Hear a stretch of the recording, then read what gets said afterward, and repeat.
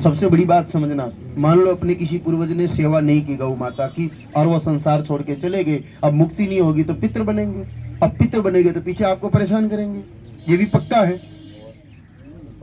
अब कोई पितृ परेशान पितृ कब करता है? जब वो खुद परेशान होता है। अगर मेरे को कोई तकलीफ नहीं है, मेरे को खाने पीने का सब मिल रहा तो मैं तो मेरी मौज में मस्त रहूंगा, किसी को क्यों दुख दूं? अगर मैं बीमार हूं, चलना फिरना नहीं हो रहा तो फिर घर वालों को आवाज लगाऊंगा बार बार, मारा यो दुख है, मैंने अस्पताल ले जाओ, मारा यो करो, मारे वो करो। दुखी आदमी ही दूसरों को दुख देता है।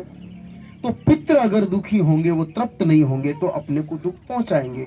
तो ऐसे अतृप्त पितरों को तृप्त करने का काम भी गौ माता कर देती है। अगर आपको किसी ने बता दिया हो सेने समझने भाई थाके तो पितरा को दोष है, इन खातिर समस्या है, तो गौ माता आपके पितृ दोष को मिटा देगी। कैसे? सरल तरीका सुनो। एक लोटा में गाय माता का दूध, पानी और तिल के दाने, काली तिल जो होती है वो तिल, दूध, पानी और तिल तीनों मिला लो और उसको लेकर के दक्षिण दिशा की तरफ बढ़ो। घर से बाहर निकलो, उस लोटे को पकड़ के दक्षिण दिशा में जाओ।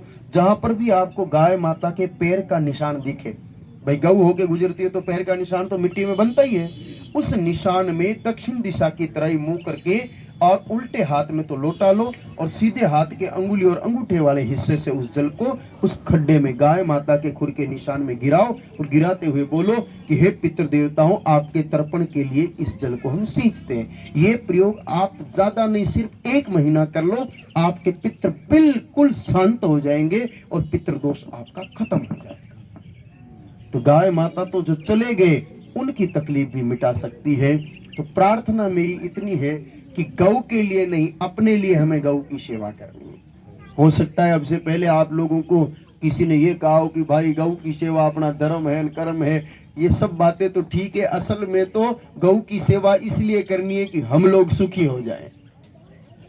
आज लोग भी संसार है दादा, पर उपकार किसी को अच्छा नहीं लगता तो खुद का उपकार तो कर लो। कितना दुखी होते हैं लोग।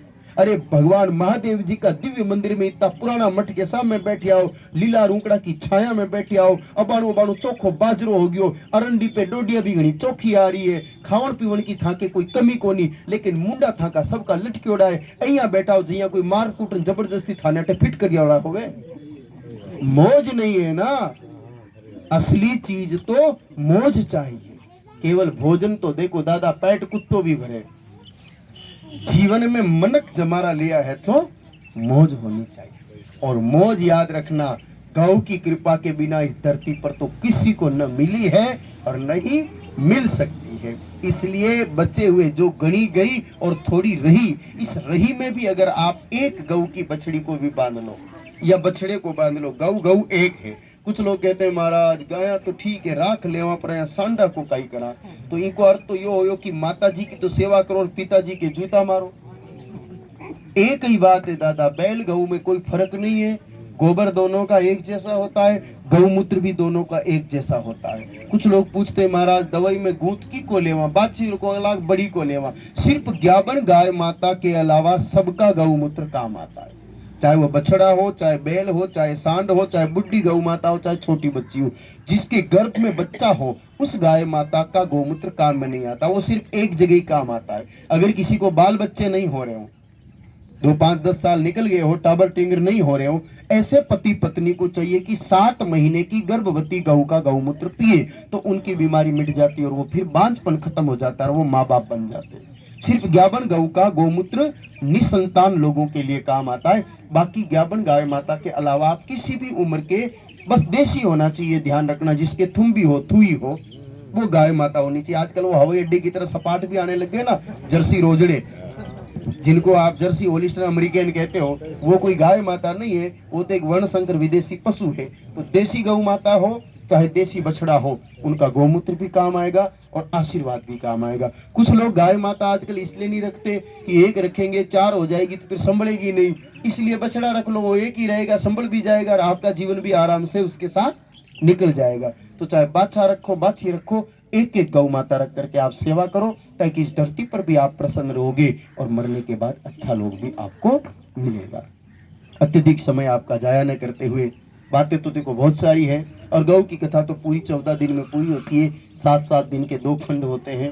आप अगर सुनने की भावना रखते हो तो बीन माल में 7 तारीख से लेकर के 13 तारीख तक 7 दिन तक शाम को 7 बजे से लेकर 10 बजे तक 3-3 घंटे तक कथा चलेगी। वहां पधार करके सुन सकते हो। जो लोग मोबाइल काम में लेते हैं तो आप अपने मोबाइल के प्ले स्टोर में जाकर के धेनु टीवी नाम से एक ऐप है, उस ऐप को डाउनलोड कर लो। आजकल गंदी गंदी चीजें और मारकूट लड़ाई झगड़े देखते हो मोबाइल में, उससे तो भला कुछ ऐसा देखो जिससे आपकी भलाई हो जाए। तो मोबाइल में प्ले स्टोर को खोल करके धेनु टीवी ऐप को डाउनलोड कर लेना, ताकि उसमें रोज ही गौ माता की कथा आती है, आप देख सकते हो। और टीवी पे देखना चाहो तो 2 दिसंबर से 8 दिसंबर तक सुबह 10 बजे से 1 बजे तक संस्कार टीवी पर कथा आएगी, पाली में रहेगी उस समय यात्रा।